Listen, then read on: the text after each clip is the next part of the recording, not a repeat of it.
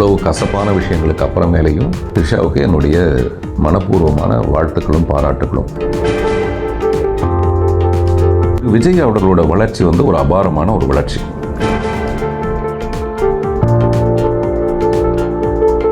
அப்படியே மெதுவாக யோசிச்சு பார்த்தா மிஸ்டர் விஜய் கூட இதை பற்றி யோசிச்சிருப்பாரு. எனக்கு மிஸ்டர் விஜய் யாரு?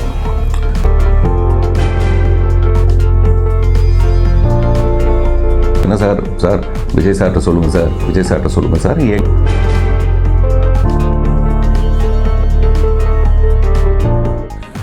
ஹாய் ஃப்ரெண்ட்ஸ், திரு விஜய் அவர்களோட வளர்ச்சி ஒரு அபாரமான ஒரு வளர்ச்சி. அது வேற எங்கேயோ போய்கிட்டு இருக்கு. விஜய்க்கு என்ன மாதிரியான ஒரு பெரிய வரவேற்பு ஏற்பட்டிருக்கு.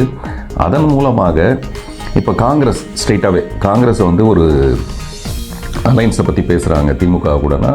அவங்க டிமாண்ட் பண்ணுறாங்க. என்னத்துக்காக டிமாண்ட் பண்ணுறாங்க? நாங்கள் தமிழக வெற்றி கழகத்தோட போயிடுவோன்றாங்க. அதுக்காக டிஎம்கேவும் 25க்கு பதிலாக 28+1. இப்போது இந்த நிகழ்ச்சி முடிஞ்சதுக்கப்புறமேல அங்கே இருக்கிற கமெண்ட்ஸ் என்னென்னா, இந்த வரவேற்பு நிகழ்ச்சி முடிஞ்சதுக்கப்புறம் அந்த பேச்சுவார்த்தை நடந்திருந்தால் இந்த 28 கூட கொடுத்துருக்க வேண்டியதில்லை. அப்படின்னா என்னென்னா, கட்சி ஒரு சரிவை நோக்கி போய்கிட்டு இருக்கு இந்த பர்டிகுலர் ஒரு விஷயத்தின் மூலமாக. இதனால் கட்சிக்குள்ளே இருக்கிறவங்க எல்லாமே, அந்த பெண் நிர்வாகி ஒரு ஸ்ட்ரைட்டாக போல்டாக ஒரு ஸ்டேட்மெண்ட் கொடுத்துருக்காங்க. அதில் நிறைய பெண்களுடைய அவங்களுடைய வருத்தம், இதுக்கு எப்படி நம்ம முட்டு கொடுக்கறதுங்கிறதுலேருந்து ஆரம்பித்து உள்ளுக்குள்ளே வெளியில் தெரியாட்டி கூட இதை மட்டும் தவிர்த்திருக்கலாமோ அப்படின்னு அவருடைய தந்தை எஸ்சிஎஸ்சியோட பேச்சு. அப்படியே மெதுவாக யோசிச்சு பார்த்தா மிஸ்டர் விஜய் கூட இதை பற்றி யோசிச்சிருப்பார். நம்ம எல்லாம் கரெக்டாக கொண்டுட்டு போனோம், இந்த ஒரு ஸ்டெப்பை மட்டும் வேண்டாம் நீ வீட்டிலே இருன்னு சொல்லியிருந்தா இந்த பிரச்சனை வந்திருக்காதோ அப்படிங்கிற ஒரே ஒரு விஷயம் மட்டும்தான் நான் வெளிப்படுத்தின ஒரு விஷயமும். அந்த வரவேற்புக்கு வந்த விஷயத்தில் ஒரு பொண்ணை மட்டும் ஏன் குறை சொல்கிறீங்க, அதில் ஆணுக்கு பெரும் பங்கு இல்லையா என பெரும்பான்மையினர் கேட்டனர். இதன் ஒரு பகுதியை மட்டுமே பார்த்ததால். சரியோ தவறோ அதில் ஆணின் பங்கும் சரிசமமே. எனக்கு மிஸ்டர் விஜய் யார்? அவருடைய உயரத்தில் வேறு யாருமே இல்லைன்னு சொல்லக்கூடிய ஒரு நடிகர். அந்த சிம்மாசனத்தையும் அந்த கிரீடத்தையும் ஒதுக்கிட்டு வேண்டான்னு கீழே இறங்கி மக்களுக்கு நல்லது செய்கிறேன்னு சொல்கிற ஒருத்தரை நம்ம ஏன் சார் வரவேற்கக்கூடாது? எனக்கே அரசியல் பற்றின ஒரு விஷயம், எனக்கு என்றைக்காவது சினிமாவில் நான் ஒரு தண்ணீரை அடையும் போது அரசியலுக்கு வரணும்னு ஆசைப்பட்டவன். அந்த இடத்துல எனக்கு விஜய் இவ்வளோ உயரத்துலேருந்து எவ்வளோ பெரிய ரிஸ்க் அவர் எடுக்கிறாரு. மறுபடியும் அவர் சினிமாவுக்குள்ளே வருதுங்கிறது இங்கே நிறைய உதாரணங்கள் இருக்குது. நம்ம ரஜினி சார்லேருந்து சிரஞ்சீவி சார்லேருந்து இவ்வளோ உதாரணங்கள் அவருக்கு தெரியாதா என்ன? இவ்வளவையும் தெரிஞ்சுக்கிட்டு தைரியமாக வராரு அவருன்னும் போது நம்ம அவரை இரு கை கொண்டு நம்ம வரவேற்கணும் அப்படின்னு சொன்னதுனால நான் தமிழக வெற்றி கழகத்துக்குள்ளே சேர்ந்துட்டேன், விஜய் கூட சேர்ந்துட்டேன்னு பரபரப்பு பல நேரத்தில் ஏற்பட்டு ஏர்போர்ட்டுக்கு நான் எங்கேயாவது போனால் கூட என்ன சார் விஜய் சார்ட்ட சொல்லுங்கள் சார் என்கிட்ட சொன்னவங்க நீங்கள் எல்லாம் மறந்துட்டீங்க. அதை இப்போ என் மேலே ரொம்ப காழ்ப்புணர்ச்சியோடு நீங்கள் நிறைய கமெண்ட்ஸ் என்னுடைய குடும்பத்தை பற்றி எல்லாத்தையும் நீங்கள் போடுறது எல்லாமே நீங்கள் மறந்துட்டீங்க. அது அதே மாதிரி முதல்ல அவர் மேடையில் போய் பேச போகும்போது நான் ரொம்ப பயந்துட்டு இருந்தேன். ஏன்னா இப்போ நான் மேடை கிடச்சா மைக்கு கிடச்சா பேசுவேன்ற மாதிரி இல்லை விஜய். அவர் ரொம்ப ஒரு அமைதியோட ஒரு ஆழ்கடல் அவர். அப்படிப்பட்ட ஒரு மனிதர் இங்கே அரசியல்னாவே பேசி ஜெயிக்கிற இந்த அரசியலில் விஜய் எப்படி பேசுவார், அவருடைய எண்ணத்தை எக்ஸ்பிரஸ் பண்ணுவார் அவர் அப்படிங்கிற மாதிரிலாம் இருந்தபோது எஸ்சிஎஸ்சியும் அவங்க சோபா சந்திரசேகரும் போய் எப்படி அந்த கீழே உட்காந்து பார்த்துட்டு இருந்தாங்களோ அதே மாதிரி மனநிலையில் நான் பார்த்து அப்படியே கண்ணில் பெருமையான கண்ணீர் வடிஞ்சுது எனக்கு. விஜய் என்ன பேசுகிறாரியா அப்படின்ட்டு. அதை பற்றின விமர்சனங்கள் எழுதி வச்சு பேசுகிறது, சொல்லி கொடுத்து பேசுகிறது, என்னவாக இருந்தால் கூட மேடையில் பேசுகிறதுங்கிறது ரொம்ப கஷ்டம். அப்புறம் வர அவரே அதை ரீஃபைன் பண்ணிக்கிட்டு அவருடைய ஸ்டைலு, இந்த நீங்கள்லாம் எப்படி விசில் அடித்து பார்க்குறீங்களோ அந்த மாதிரியான ஒரு மனநிலையோடு தான் நான் அவரை பார்த்துட்ருக்கேன். எனக்கு அரசியல் சார்ந்து தனிப்பட்ட நான் ஒரு கட்சியை சேர்ந்தவனோ அப்படிலாம் கிடையாது. இப்போது விஜய் ஒரு புது கட்சி ஆரம்பிக்கிறாரு அப்படின்னா அந்த கட்சி ஒரு புதிய நோக்கத்துக்குள்ளதாக இருக்கணும். அதுக்குன்னு ஒரு தனியான கோட்பாடு இருக்கணும், அதுக்குன்னு ஒரு தத்துவம் இருக்கணும். அது என்ன? ஏற்கனவே இருக்கிற ஒரு கட்சி மாதிரி இன்னொரு கட்சி நமக்கு தேவையில்லை. அப்படி தான் விஜயோட கட்சி. அவர் என்ன வேணாலும் பேசலாம், என்ன வேணாலும் செயல்படுத்தலாம். மக்கள் தலைவர் எம்ஜிஆரும் அந்த மாதிரி தான். அவருக்கு நல்ல எண்ணம் இருந்தது, அந்த மாதிரி இவரும் வந்தார்னா எதையோ செய்வாரோ அப்படிங்கிற எல்லாரையும் மாதிரியான எதிர்பார்ப்பில் தான் நானும் இருந்துட்டு இருந்தேன்.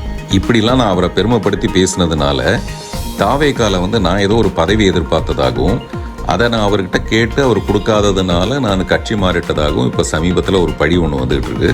சத்தியமாக அந்த மாதிரி நான் எந்த காலத்துலையும் அவர்கிட்ட கேட்டதில்லை, கடைசி வரைக்கும் கேட்க போகிறதும் இல்லை. மனுஷன் வந்து அப்படி தானே, ஒரு ஸ்டேஜில் இருந்து வேறு ஒரு ஸ்டேஜுக்கு மாறலாம் இல்லையா. இன்றைக்கி வந்து அவர் எல்லாத்தையும் உதறி தூக்கி போட்டுருக்கு, மக்களுக்கு நல்லது செய்கிறேன்னு சொல்கிறார். இப்போ கூட இந்த ரசிகர்கள், அவருடைய ரசிகர்கள், அவருடைய நலம் விரும்பிகள் எல்லாமே நான் சொல்கிறத நீங்கள் கேட்கலனா கூட உங்களுடைய தலைவர், அதாவது நம்முடைய விஜய் சொல்கிறது என்னென்னா, இந்த மாதிரி விஷயங்களுக்கெல்லாம் அவ்வளோ பெரிய இம்பார்ட்டன்ஸ் கொடுக்காதீங்க, அது தூக்கி போடுங்க, மக்களை காப்பாற்றுற வேலையை நம்ம பார்க்கலான்னு. அவ்வளோ ஒர்த் இல்லை அப்படின்னு அவர் சொல்கிறாரு. இப்போ நான் சொல்கிறதோ, நான் பேசுகிறதோ, இல்லாட்டி ஒரு ட்வீட் வந்ததோ அவ்வளோ ஒர்த் இல்லை. அதை பற்றி நம்ம இவ்வளோ பிரபலப்படுத்திகிட்டு இருக்கிறது அவ்வளோக்கு ஒர்த் இல்லை. நம்ம மக்களை காப்பாற்றுற அந்த பணிக்குள்ளே போகலாம் இல்லையா. தமிழக வெற்றி கழகத்தை விட நண்பர் விஜய் வந்து நான் ரொம்ப கூர்ந்து கவனிச்சிட்டே இருப்பேன். இவ்வளோ பெரிய போராட்டத்தை அவர் எப்படி வந்து ஜெயிக்க போகிறாரு.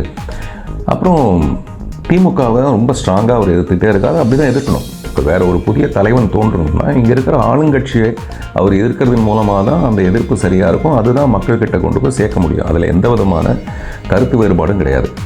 ஆனால் சிறுக சிறுக திடீர்னு ஒரு நாளைக்கு பார்த்தீங்கன்னா அதிமுகலேருந்து ஒரு 2 பேர் வந்து இங்கே சேர்றது ஒரு பெரிய கொண்டாட்டமாக கொண்டாடப்படும் போது எனக்கு பயங்கர ஷாக் ஆகிடுது. ஐயோ, நம்ம நினச்ச மாதிரி இல்லையே, இது வந்து அதிமுகவுக்கு ஒரு மாற்று கட்சி மாதிரி வருமா, திமுகவுக்கு இன்னொரு மாற்றாக இது மாறுமா அப்படிங்கிறது, இதெல்லாம் ஒரு பக்கம் இருந்துகிட்டே இருக்க. இப்போது கொள்கை எதிரியாக அவர் சொன்ன பிஜேபியோட மறுபடியும் கூட்டு சேர்க்கணுங்கிற மாதிரி ஒரு பிரச்சனை இந்த வரவேற்பு நிகழ்ச்சிக்கு அப்புறமேல தமிழக வெற்றி கழகத்துக்கு ஏற்பட்டிருக்க ஒரு சின்ன பாதிப்பை சரி செய்கிறதுக்காக என்டிஏ கூட்டணியோடு அவர் இணைய வேண்டிய ஒரு கட்டாயத்துக்கு வரப்போகிறாரு அப்படின்னு கேட்கும்போது எனக்கு அது ரொம்ப ஷாக்கிங். அப்போ வந்து கொள்கை எதிரின்னு சொன்னது எல்லாமே மாறி போயிடுமா, அரசியலில் எல்லாருமே இப்படி தான் மாற வேண்டிய ஒரு கட்டாயம் ஏற்படுமா, கூட்டணியாக தான் ஜெயிக்கணுன்ற விஷயத்தை பற்றி எனக்கு ஒரு சரியான அபிப்பிராயம் இல்லை. இப்போ கூட்டணியே வேண்டான்னு சொல்கிற சீமான் இங்கே இருக்கார். ஒவ்வொருத்தருக்கும் ஒரு விதமான கொள்கை இங்கே இருக்குது. எது எப்படியோ, யார் வெல்வார்கள்ன்ற ஒரு ஆர்வத்துக்குள்ளே நான் போக தயாராக இல்லை. யார் வேணால் எப்படி வேணாலும் கூட்டணி அமைக்கட்டும், மக்கள் தான் சரியான ஒரு தீர்ப்பு கொடுக்க போகிறாங்க. சென்ட்ரலில் என்ன தான் யார் தான் ஆட்சி பண்ணாலும் அதோட அலையன்ஸ் வந்து ரிலையன்ஸோடு தான் இருக்கிற மாதிரி இங்கே யார் வெற்றி பெற்றாலும் தோக்கிறது தமிழாக இருக்கக்கூடாது, தமிழ் மேலே ஒரு சின்ன சிராய்ப்பு கூட படக்கூடாதுங்கிறது மட்டும்தான் என்னுடைய தனிப்பட்ட ஒரு கவனம். இப்போ சமீபத்தில் அந்த அதே மேடையில், கலாட்டா மேடையில் நான் சொல்லும்போது, பிரியக்கூடாதது நம்முடைய குழந்தைகளும் நம்மிடம் உள்ள குழந்தைத்தனமும் அப்படின்னு சொன்னேன். குழந்தைங்க பிரியக்கூடாதுங்கிறது அது எல்லா அப்பா அம்மாவுடைய ஒரு விருப்பம். நம்மிடம் உள்ள குழந்தைத்தனம் கூட பிரியக்கூடாது. ஏன்னா அதை வச்சுக்கிட்டு தான் அந்த வாழ்க்கை எவ்வளோ சுவாரஸ்யமானது. மழையை ரசிக்க முடியுதா, பலூனை உடைக்க முடியுதா, கவிதை எழுத முடியுதா, இவ்வளோ பிரச்சனைக்கு அப்புறமேலையும் நான் பாருங்கள், என்கிட்ட ஒரு இன்னசென்ஸ் தான்.